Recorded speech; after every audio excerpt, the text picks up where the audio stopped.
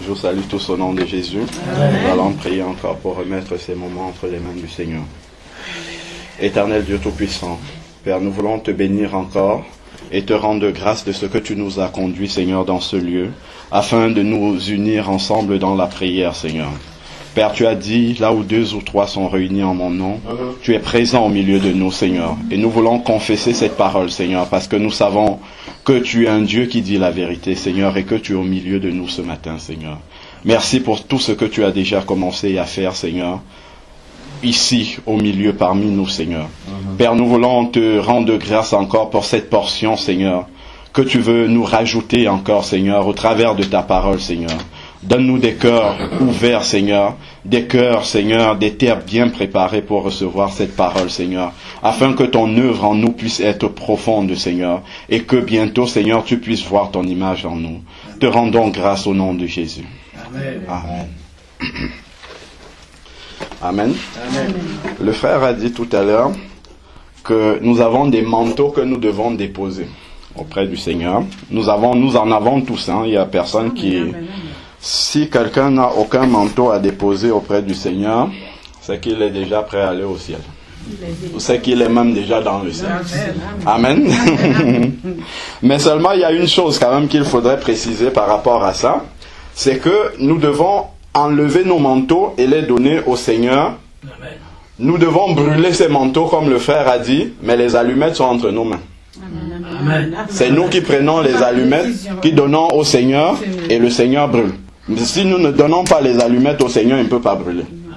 Amen. Donc ça dépend de nous. C'est une décision que nous prenons d'abandonner, de capituler totalement. Si nous ne prenons pas cette décision-là, le Seigneur ne viendra pas nous forcer à la prendre. Alors aujourd'hui, nous allons méditer la parole de Dieu sur ce thème que le Seigneur a mis dans mon cœur. Pourquoi Dieu permet-il l'épreuve dans la vie de ses enfants? Pourquoi Dieu permet que nous passions par des épreuves? Alors, parce que souvent, quand nous parlons du Seigneur aux gens, on a l'habitude de dire aux gens, venez à Jésus, c'est la fin de tous vos problèmes.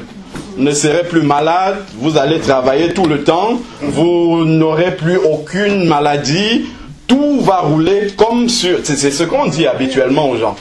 Et les gens viennent en masse au Seigneur. C'est comme même les soirées de guérison, de tout ça. Les gens viennent en masse parce qu'ils attendent quelque chose, mais rapidement ils déchantent. Ils sont souvent très déçus. Pourquoi ils sont déçus? C'est pas parce que c'est faux. C'est pas faux, c'est la vérité qu'on leur a dit. Mais seulement, on n'a pas dit ça de la manière dont il fallait dire. Effectivement, quand on vient au Seigneur, il n'y a plus tous ces problèmes-là. Mais c'est spirituel. C'est ce qu'il faut comprendre. C'est spirituellement qu'on n'a plus tous ces problèmes-là. Spirituellement, mon esprit n'est pas malade. Il est toujours en forme. Même si je suis en train de dépérir et en train de mourir, mon esprit, lui, n'est pas malade. Donc c'est dans notre homme régénéré que cette réalité-là est vraie. Mais dans la réalité quotidienne que nos yeux voient tous les jours, cette réalité-là n'est pas encore arrivée. Et il faut de la patience pour y arriver. Donc c'est ce qu'on doit vraiment comprendre dès le début, que le Seigneur a besoin, justement pour matérialiser cela, on a besoin de passer par des étapes avec le Seigneur. Est-ce qu'il y a quelqu'un ici qui n'a pas de problème? Moi j'en ai. Je suis sûr que chacun en a.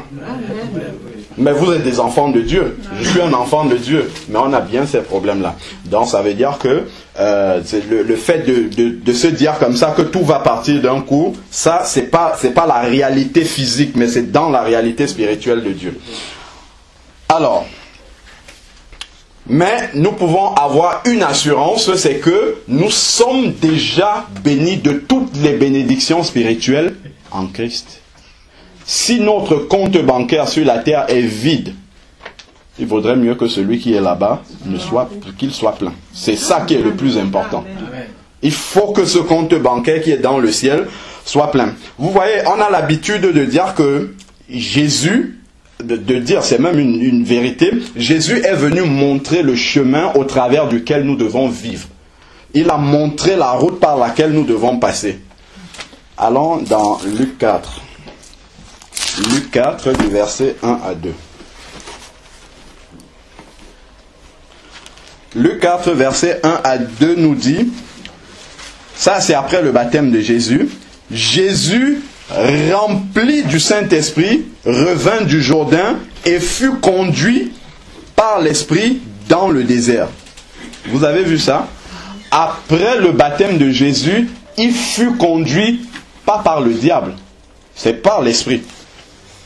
L'Esprit, c'est la troisième, c'est l'Esprit Saint, c'est la troisième personne de la Trinité, l'Esprit de Dieu. C'est Dieu lui-même qui a conduit Jésus dans le désert. Vous avez vu, c'est pas le diable qui a conduit Jésus dans le désert.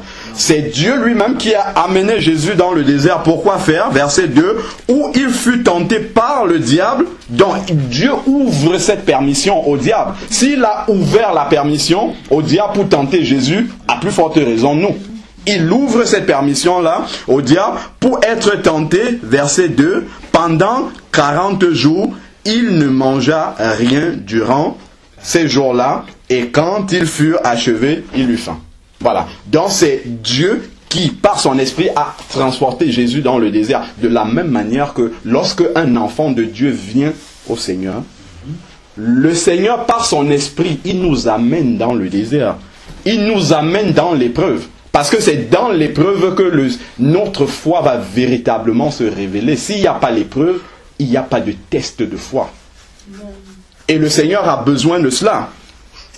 Si nous venons, lorsque nous venons au Seigneur, le Seigneur, ce qu'il veut faire en nous, c'est faire grandir le fruit de l'Esprit. C'est que nous manifestions, Galates 5:22, ces fruits de l'Esprit dans notre vie. Or, c'est ici, il fut conduit par l'Esprit. Donc, c'est l'Esprit qui l'amène dans l'épreuve afin de développer ces fruits de l'Esprit-là, au milieu de la fournaise, au milieu de l'épreuve. La parole de Dieu nous dit, je crois c'est dans Matthieu 10, que le serviteur n'est pas plus que son maître. Donc, nous ne pouvons pas nous réclamer d'être de Jésus sans passer par le chemin au travers duquel Jésus est passé. Parce que c'est dans le brisement de, je pense que dans le verset, le passage juste en face, il nous est dit, Jésus rempli de l'Esprit, Allah a commencé son ministère. Donc c'est au travers du brisement, au travers de l'épreuve, que le Seigneur va développer en nous les fruits de l'Esprit. Et là, à ce moment-là, on sera une personne complète pour être envoyé sur le terrain. Sinon, tel que nous sommes, s'il nous bénit tout de suite, on ne peut pas faire le travail comme le Seigneur veut que nous le fassions. Alors, donc, nous allons lire la parole de Dieu dans Jacques 1. De la dernière fois, on était dans Jacques 3, je crois, avec la langue. Je pense qu'on a fini. Donc là, on va prendre Jacques 1 du verset 2 au verset 15. Alors, Jacques 1, verset 2. Mes frères, considérez comme un sujet de joie complète les diverses épreuves que vous pouvez rencontrer, sachant que la mise à l'épreuve de votre foi, c'est la foi qui est mise à l'épreuve, produit la patience. Donc il y a un but pour l'épreuve, produit la patience. Mais il faut bien souligner ça, il faut que la patience accomplisse une œuvre parfaite, afin que vous soyez parfaits et accomplis, et qu'il ne vous manque rien. Si quelqu'un d'entre vous manque de sagesse, qu'il la demande à Dieu, qui donne à tous libéralement et sans faire de reproche, et elle lui sera donnée.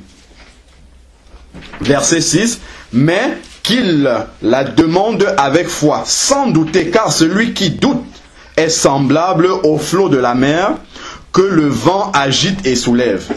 Qu'un tel homme ne pense pas qu'il recevra quelque chose, donc quelqu'un qui doute, qu'un tel homme ne pense pas qu'il recevra quelque chose du Seigneur, c'est un homme irrésolu, inconsistant dans toutes ses voies. Verset 9, que le frère de condition humble se glorifie de son élévation. C'est dans l'humilité qu'on est élevé. Ça contraste avec la réalité qu'on voit aujourd'hui. Alors, que le riche, au contraire, se glorifie de son humiliation, car il passera comme la fleur de l'herbe.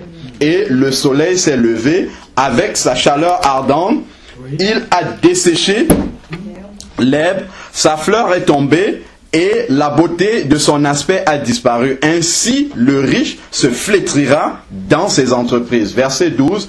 Heureux l'homme qui endure la tentation. Heureux, c'est-à-dire celui qui traverse l'épreuve, il est content. Parce qu'il y a un but derrière. Alors, heureux l'homme qui endure la tentation, car après avoir été mis à l'épreuve, il recevra la couronne de vie. On a chanté tout à l'heure, je crois, ici, la croix, là-bas, la couronne.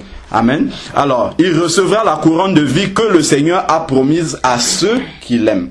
Verset 13. Que personne, lorsqu'il est tenté, ne dise c'est Dieu qui me tente. Car Dieu ne peut être tenté par le mal et ne tente lui-même personne. Mais chacun est tenté parce que sa propre convoitise l'attire et le séduit. Donc quand le diable nous tente, en fait, c'est la convoitise. Il voit déjà une porte ouverte dans notre cœur et c'est ça qu'il vient tenter et ça attire, ça fait en sorte qu'on manifeste ce travers qui est déjà à la base dans notre cœur. C'est cela, c'est pour ça que c'est quand il y a une porte ouverte que le diable peut agir dans notre vie. Alors, puis la convoitise, voilà, on commence par la convoitise, on est séduit par la pensée que le diable met dans notre tête, et ensuite, puis la convoitise, verset 15, lorsqu'elle a conçu, enfante le péché, et le péché parvenu à son terme engendre la mort. Voilà comment le cheminement se fait. Alors, au verset 3, il nous est dit que Dieu nous éprouve pour tester notre foi. Pour voir ce que notre foi vaut. Sachant c'est dans les moments de difficulté que nous savons nous-mêmes ce que nous éprouvons pour le Seigneur. C'est au moment où on a l'impression que le ciel est fermé.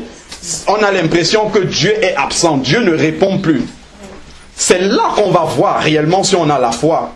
En observant notre propre attitude. Est-ce qu'on va se mettre à murmurer? Ou est-ce qu'on va avoir la bonne attitude de s'accrocher encore plus à Dieu? Voilà pourquoi Dieu envoie l'épreuve. Oui. C'est déjà pour notre propre examen nous-mêmes, pour que nous puissions savoir où est-ce que nous en sommes dans notre foi. Parce qu'on dit la foi c'est quoi? La ferme assurance des choses qu'on espère, on ne les voit pas encore. Donc dans l'épreuve, on a cette assurance que Dieu est en train de faire concourir toutes choses à notre bien, mais on ne les voit pas encore. Et le fait de ne pas encore les voir nous amène à voir réellement si on est attaché à Dieu. Et l'épreuve, justement, elle est là pour nous permettre de grandir avec le Seigneur. Plus on va avoir des épreuves difficiles, plus on va grandir avec le Seigneur, plus on va lui faire confiance. Il y a beaucoup de leçons que le Seigneur, d'ailleurs, c'est la plupart de leçons même que le Seigneur peut nous apprendre au travers de l'épreuve.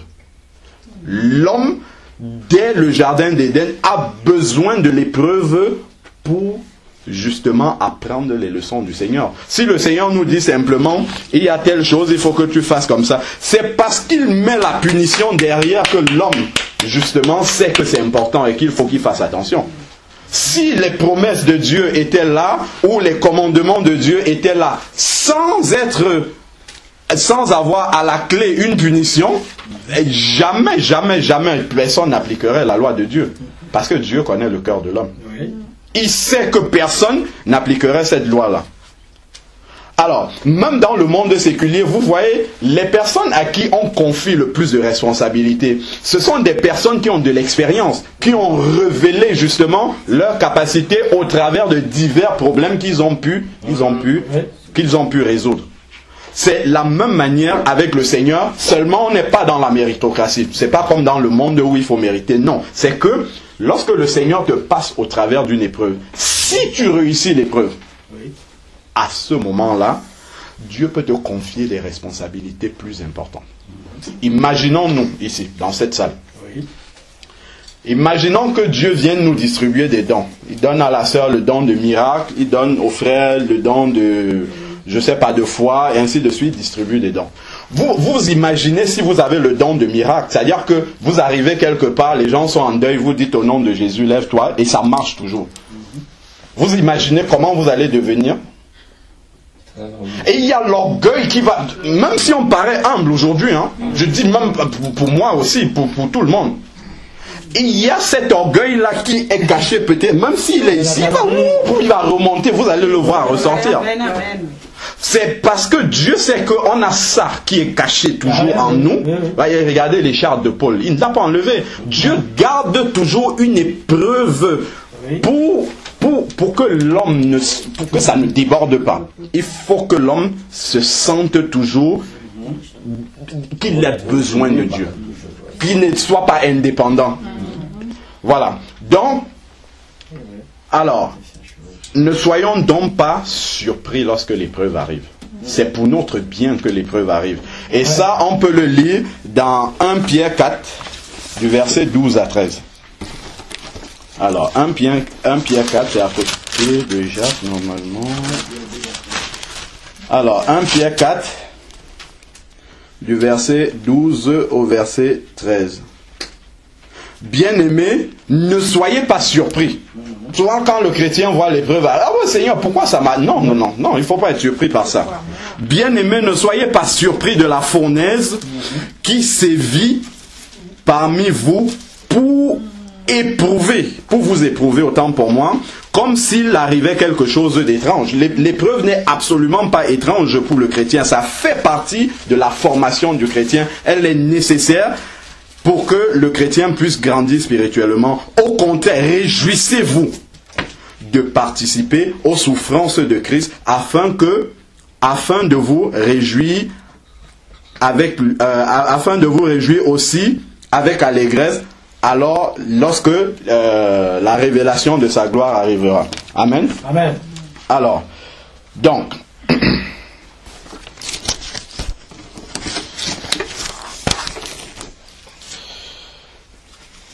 souvent, lorsque nous voyons des frères traverser certaines situations, on a souvent tendance à réagir d'une mauvaise manière. On a tendance à vite juger, à dire que bon, si il traverse cette épreuve, alors c'est parce qu'il n'a pas l'approbation de Dieu.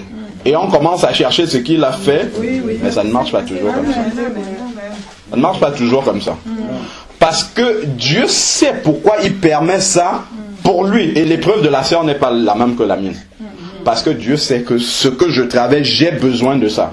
La sœur a besoin d'autre chose. Parce qu'il a quelque chose qu'il veut travailler chez elle que moi j'ai peut-être et qu'elle n'a pas. Et vice versa. C'est pour ça qu'il dose l'épreuve. Il donne l'épreuve en fonction de ce dont on a besoin et de ce qu'on va affronter plus tard devant. Parce que lui, il voit plus loin. J'ai un frère, et c'est un ami aussi, qui est SDF. C'est un Français, hein, les Blancs. Il est SDF, mais c'est un véritable enfant de Dieu. Il a même une formation de pasteur. Alors, j'ai eu l'occasion j'ai fait la connaissance de ce frère. Il vivait vraiment dans la rue. C'est-à-dire qu'il dormait dehors, à la belle étoile, hein, sous le froid et ainsi de suite. Et quand je discutais avec lui, j'étais tellement impressionné de la manière dont il témoignait sa foi en Jésus. Et il parlait à tout le monde. J'étais impressionné et le frère me disait, il y a des choses que je n'aurais jamais apprises du Seigneur si le Seigneur ne m'avait pas envoyé dans la rue. Le frère, chaque matin, ne sachant pas de quoi la journée sera faite, s'il va manger, où est-ce qu'il va dormir, il se levait, méditation matinale, il recevait même des paroles du Seigneur, il a un site internet sur lequel il publiait, mais quand vous lisez ce qu'il écrit, vous demandez, quand vous savez sa situation, vous vous demandez, mais comment est-ce qu'il arrive à recevoir ça? Mais c'est parce que, au creux de la, vous avez même honte de vous plaindre de votre situation. Quand vous voyez quelqu'un réagir comme ça dans l'épreuve qu'il est en train de traverser, vous avez honte de vous mettre devant le Seigneur pour parler de votre situation. Parce que vous comprenez que vous êtes tellement privilégié que vous n'avez même pas vous ne pouvez que glorifier le Seigneur par rapport à votre propre situation. Et ça m'a donné une leçon très très très très importante. Mais ça fait 1 an que le Seigneur a pourvu et qu'il est sorti de la rue aujourd'hui. Alors, il a vécu des situations, il a attiré mon attention sur des choses que je ne voyais même pas. Il dit, quand il est couché là dans la rue, les gens passent devant le métro, c'est comme si eux, ils n'existaient pas. D'ailleurs, qu'il n'y a même pas un regard de la société sur eux. C'est comme s'ils faisaient partie du décor. Les gens passent, c'est comme si on n'avait rien vu du tout. Quand il parle de ça, c'est là où vous voyez qu'on a beaucoup de choses encore à travailler, même nous les chrétiens, c'est des personnes dont on a... Et vous voyez finalement, ce sont des catholiques même qui s'approchent de ces personnes-là. Alors, ce qui est important pour Dieu dans l'épreuve, ce qu'il faut comprendre, lorsque nous passons par l'épreuve, ce n'est pas la nature de l'épreuve, la difficulté qu'on est en train de traverser. Ce n'est pas ça qui est le plus important pour le Seigneur, ni la durée. Tant que l'épreuve dure, c'est pas ça qui est le plus important. Parce qu'il nous dit dans 1 Corinthiens 10, 13, qu'aucune tentation ne survienne, que nous n'ayons la force, je la transpose dans mes mots, de la traverser. Donc il dose l'épreuve en fonction de ce qu'on est capable de supporter. Donc c'est pas la difficulté qu'on est en train de traverser qui est la plus importante, ni la durée pour le Seigneur. Mais ce qui est important, c'est comment nous réagissons dans l'épreuve. Qu'est-ce que nous allons comprendre de la leçon? Quelle leçon nous allons tirer?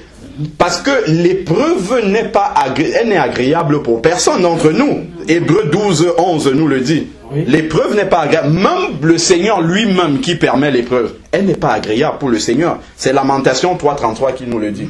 Oui. Vous avez vu, le peuple d'Israël, ils sont passés dans le désert pendant 40 ans. L'épreuve a dû... Normalement, c'est pas un aussi grand désert. Hein. Il aurait fallu 40 jours pour qu'il traverse.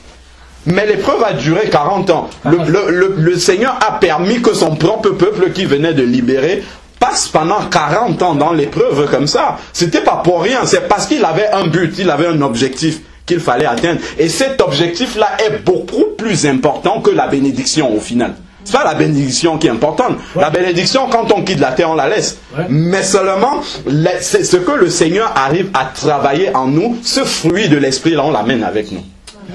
Et c'est ce qu'on amène avec nous qui est le plus important pour le Seigneur. C'est pour ça que je parlais du compte bancaire qui est dans le ciel et qui est le plus important. Donc chaque épreuve a un but. Et plus rapidement, si on veut ne pas rester longtemps dans l'épreuve, après ça dépend du Seigneur, il est souverain, il faut rapidement apprendre la leçon.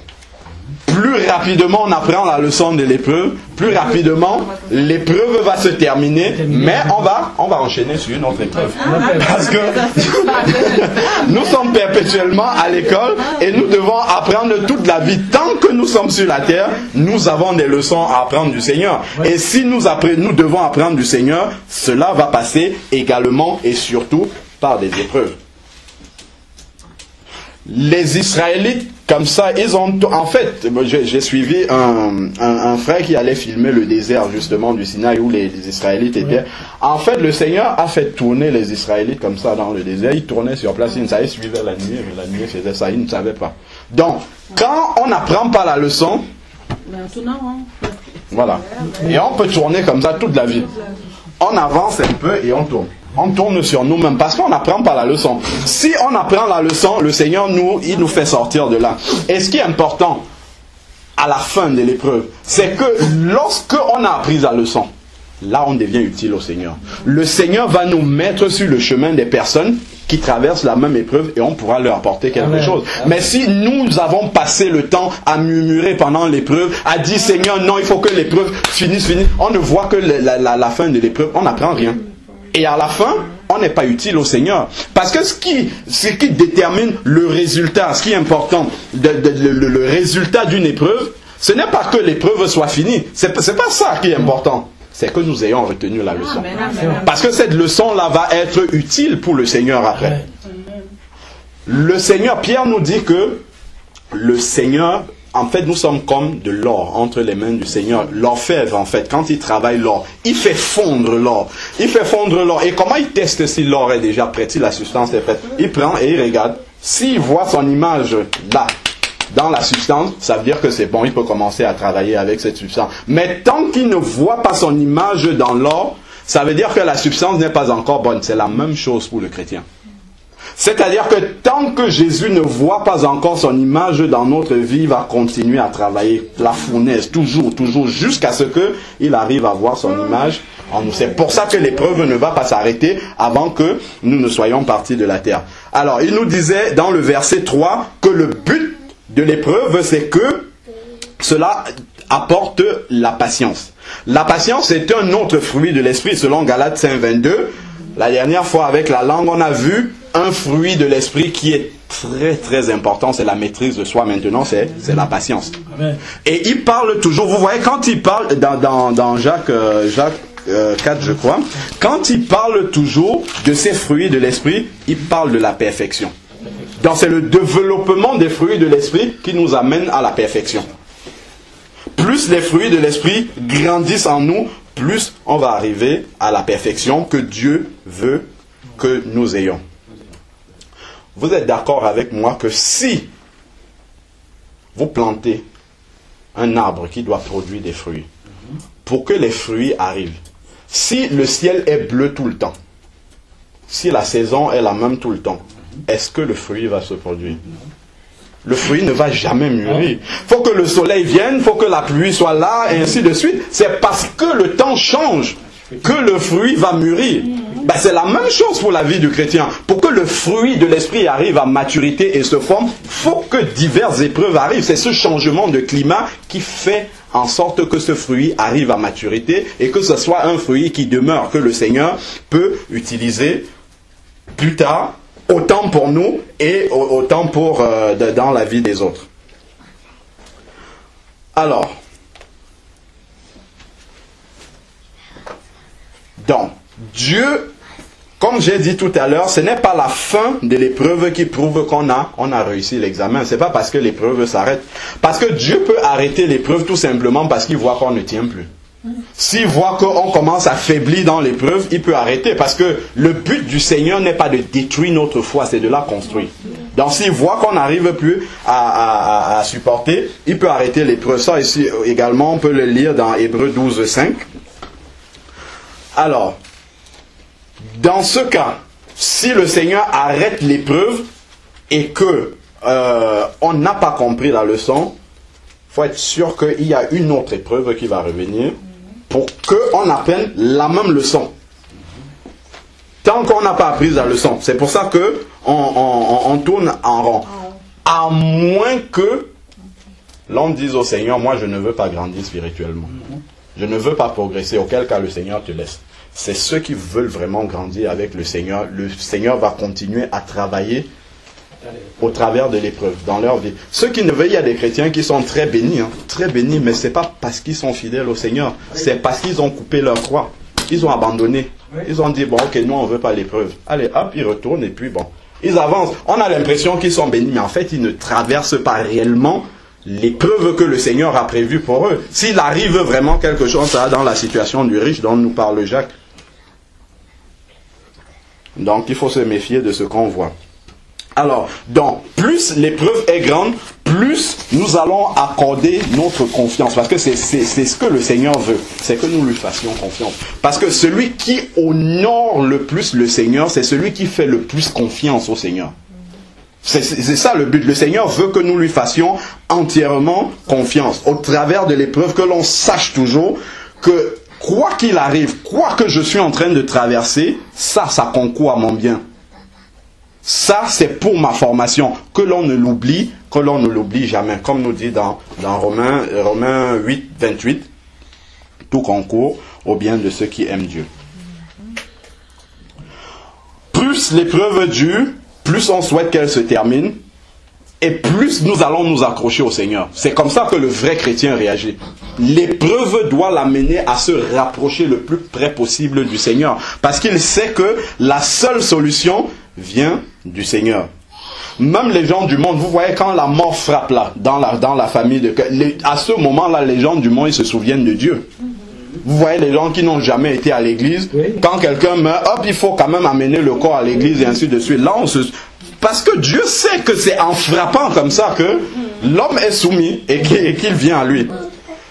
Alors, pour le chrétien, l'épreuve doit produire de l'assurance. Oui. L'assurance que le Seigneur va le délivrer. Et ça, on le lit dans Jérémie 33:3. Invoque-moi et je te répondrai. Le chrétien, il a cette assurance-là que le Seigneur, au moment où il faudra qu'il réponde, va répondre. Or, celui qui est dans le monde, il n'a pas cette assurance-là. On l'a aussi dans Job 19, du verset 25 au verset 27. Peut-être la prochaine fois, on va lire ces passages-là. Bon, je pense qu'on va s'arrêter là. Seigneur Dieu Tout-Puissant, Père, nous voulons te dire merci encore, Seigneur, pour cette parole que tu nous as donnée ce matin, Seigneur. Merci, Seigneur, pour les diverses épreuves, Seigneur, que nous traversons, que je traverse, Seigneur, parce que je sais, Seigneur, que cela est pour ma formation, Seigneur. Ô Père éternel, qu'il me soit fait, Seigneur, selon ta volonté, qu'il soit fait à mes frères, Seigneur, et mes sœurs, selon ta volonté, Seigneur. Nous te prions, Seigneur, de nous façonner, de nous transformer, de nous former, de nous briser, Seigneur, au travers de l'épreuve. Car nous avons tant besoin et nous aspirons, Seigneur, à être des vases d'honneur, Seigneur. Mais nous savons, Seigneur, que nous devons passer par le brisement pour être ces vases d'honneur-là que tu pourras utiliser puissamment, Seigneur Jésus. Père, nous voulons nous remettre entre tes mains, Seigneur, comme de l'argile entre les mains du potier, Seigneur, et nous laisser façonner par toi, Seigneur. Mais donne-nous l'assurance, Seigneur, au moment de l'épreuve, Seigneur, que cela est pour notre bien, Seigneur, car nous le confessons, Seigneur. Mais tant de fois, Seigneur, nous renonçons à l'épreuve. Tant de fois, Seigneur, nous nous plaignons. Tant de fois, Seigneur, nous murmurons, Seigneur, lorsque nous traversons les épreuves. Père, nous te prions de venir à notre secours, Seigneur, et de nous donner la bonne attitude de foi, Seigneur, que nous devons avoir, et de regarder toujours à toi, Seigneur, parce que toi, tu es fidèle, tu ne mens jamais, Seigneur, et tu es toujours au rendez-vous lorsque cela est l'heure. Au nom de Jésus-Christ. Amen. Amen.